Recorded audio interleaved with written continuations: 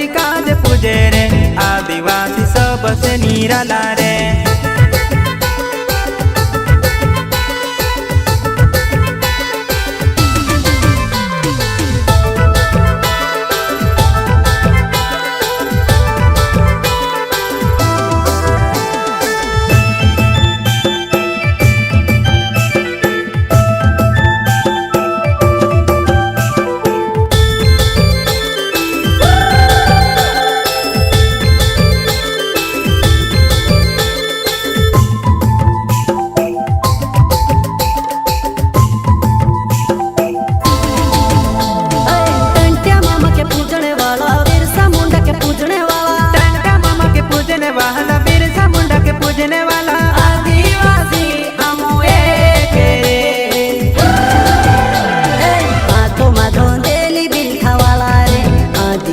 जंगल रखवाला रे आदिकाल से जंगल में रह गया आदिवासी जंगल रखवाला रे।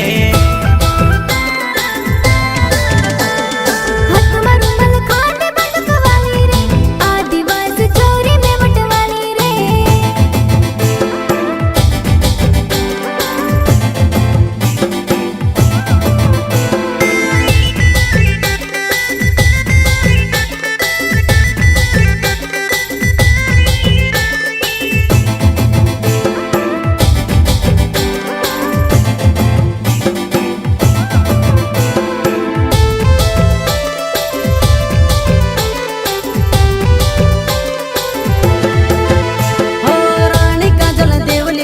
बाबा देव कंसरी माड़ी रानी काजल देवली माड़ी बाबा देव कंसरी माड़ी आदिवासी ने भगवान रे।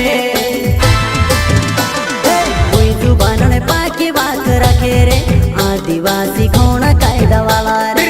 संविधान ने पाप मान रखे रे आदिवासी बाबा साहब वाला रे।